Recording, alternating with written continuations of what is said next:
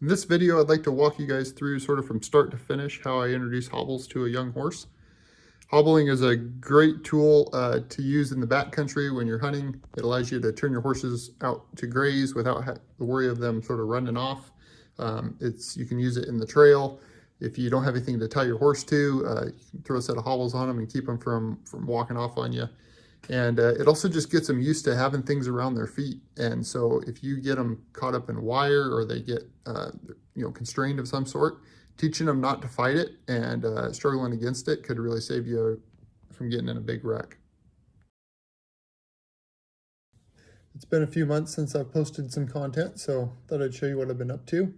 I picked up a couple young colts that have been breaking, and this one here is a 2-year-old, just turning 2-year-old colt named Leo.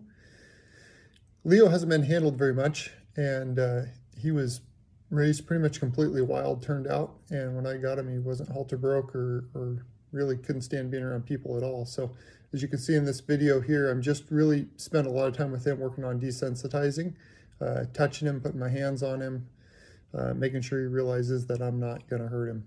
So being next to me is a good place to be.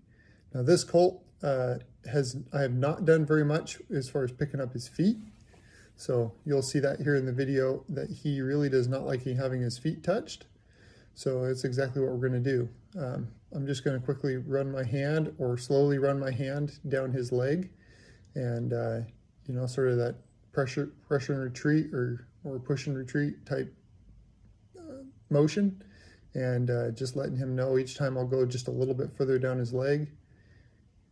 If he moves, I'll just move with him. That's not a problem. The biggest thing here is I want to make sure that I release the pressure from him when he's doing the thing that I want. So if he steps away from me, I don't want to leave a gap between us because that's creating less pressure for him and giving him the reward that stepping away is the right thing. So if he steps away, I'm just going to step right with him. When he picks his foot up, that's when I'll reward him. So here I'm just going to go down his leg until up right there. He's going to let me have it, hold it for just a second, and I'll just give him some praise. Tell him he's good, rub his neck. And the neck, shoulder area is usually a pretty safe spot with horses, so that's kind of where I like to be. Don't stand in front of them where they can strike you or too far back where they can get you with a hind foot. So we're just going to pick his foot up and hold it here for a couple seconds, set it down gently, and then give him some space and let him think about that nothing hurt, nothing scary happened when he gave me his foot. That was the right thing to do. Just let him relax. There we go. Let him blow out. Look for a little lick and chew. Make him realize that was okay.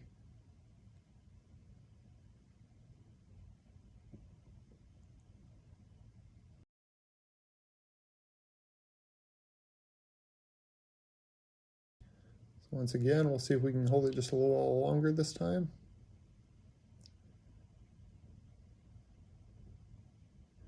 Right there. I'm just going to play with his foot for a second, get him used to some torque on his hoof for when he gets trimmed.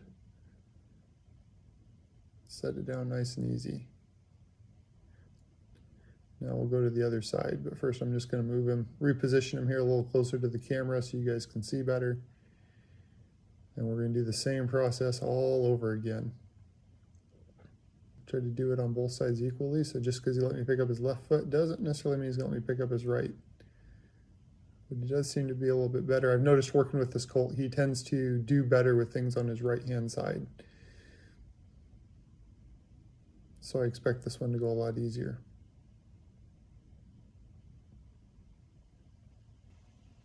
There we go.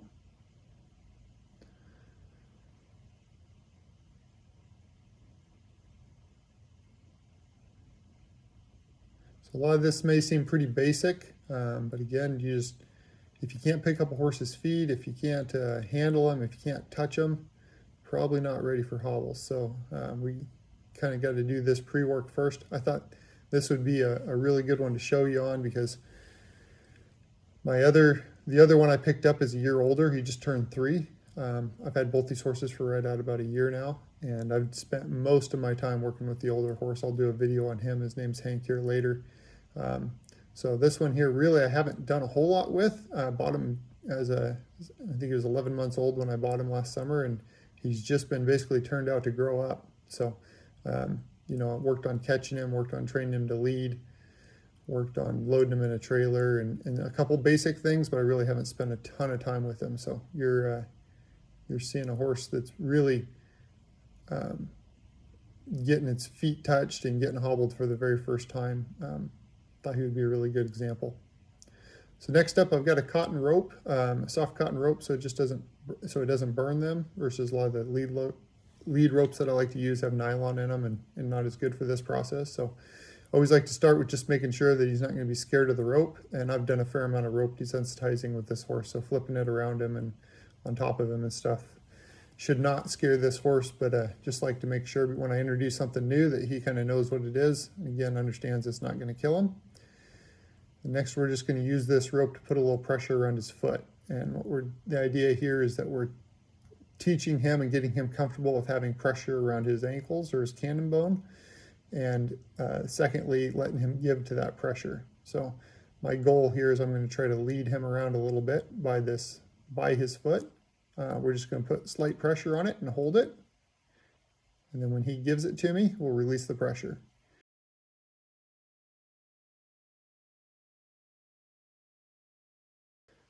I'm going to put a little pressure on it and hold it steadily until he gives his foot to me and then take the pressure away.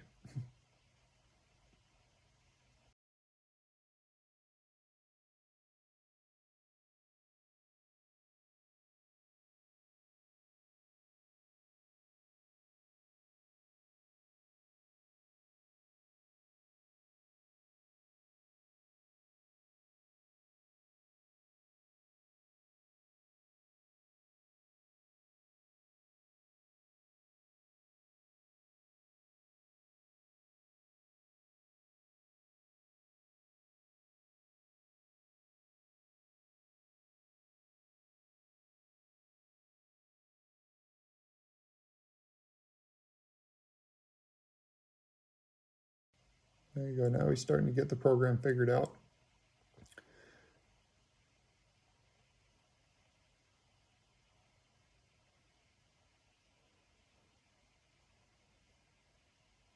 I'm going to try to make him turn in a little circle here, so I'll move off to the side.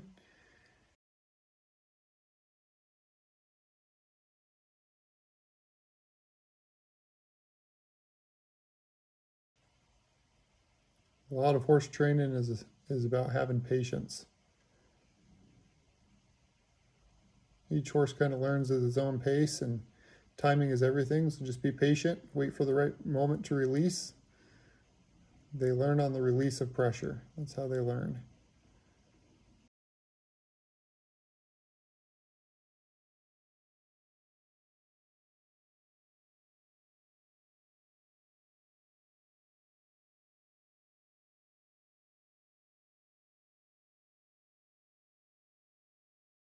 So now we're going to do it on the other side, kind of the same program.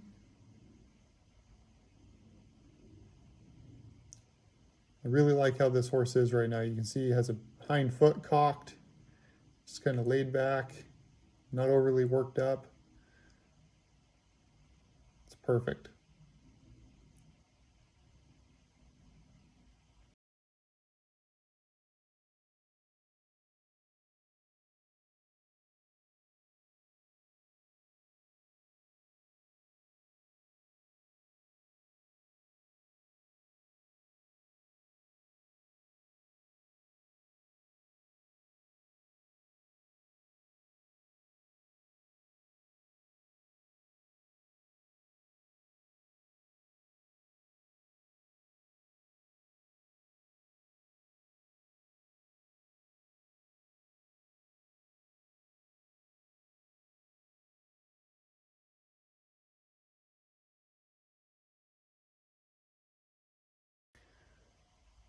So he did pretty good. I think we're ready to put a set of hobbles on this horse, see what happens.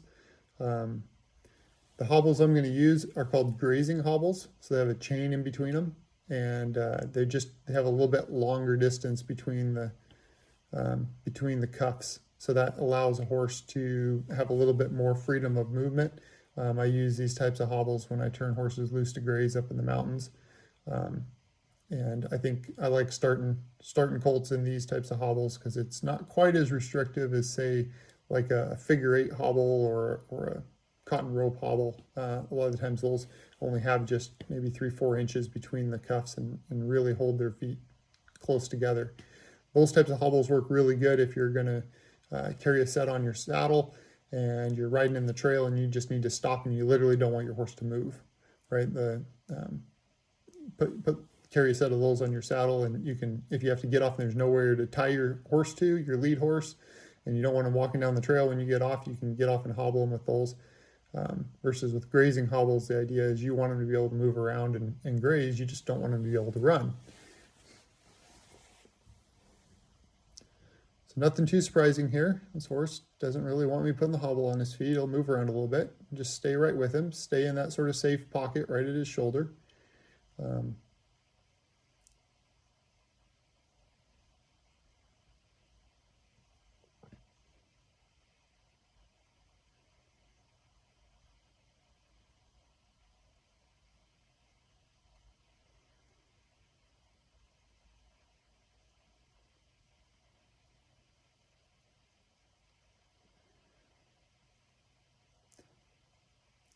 So here I'm actually using what's called a buckleless hobble. They've just got a tab that slides through the clasp and then back over it and holds it in place. And I like it just because they go on and off really quickly. And as you can see, if you get a horse like this one that's kind of dancing around for the first time, you want to be able to put that hobble on relatively quick and not have to be fumbling around with a buckle and whatnot.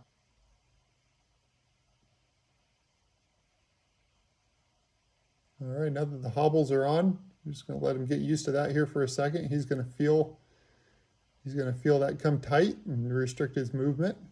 Don't stand in front of the horse. You don't want, if he lunges and takes a big step forward and stumbles, you don't want to be right in his path. So kind of stand off to the side, stay out of the danger zone, so to speak. It's pretty common when you hobble them for the first time, they seem to like to back up. I don't know why, just something about that, but my goal here is just to make him move his hindquarters around and make him kind of feel the edges of that constraint and kind of test the boundaries, if you will. So I'm just making him move his hindquarters around, rewarding him and letting him know nothing about this is scaring him, but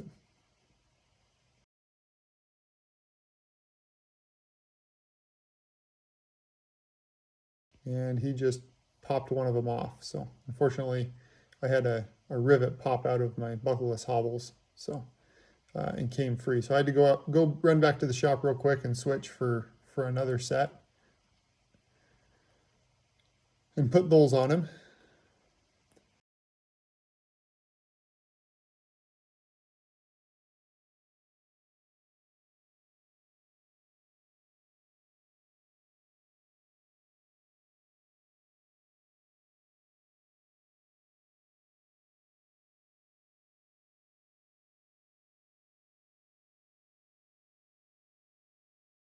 So here I am standing in front of the horse, but I'm at the very end of my lead rope, so I'm a good 8-10 feet away from him. It just doesn't look like it in the camera.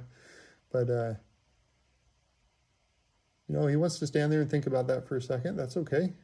Just give him time and patience and keep your body energy low and try to keep him from getting worked up. Let him kind of figure it out.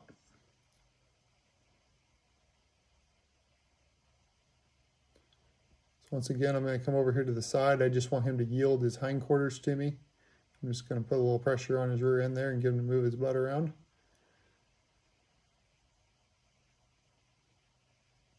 I don't want to scare this horse off. I don't want to make him panic, but I do want to let him know he can move his feet. And I just want him to feel the boundary of that constraint.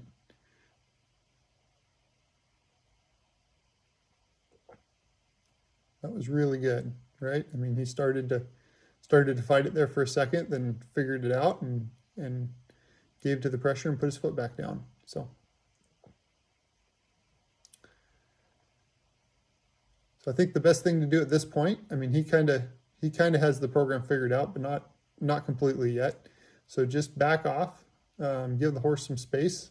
In this case, I'm going to leave this horse for about 30 minutes, just alone here in the corral, and come back later and see how he's doing. But you know, if this horse was really freaking out and going nuts, I wouldn't leave him yet. I would stay with him. But as you can see, he kind of has this figured out. He's figuring it out.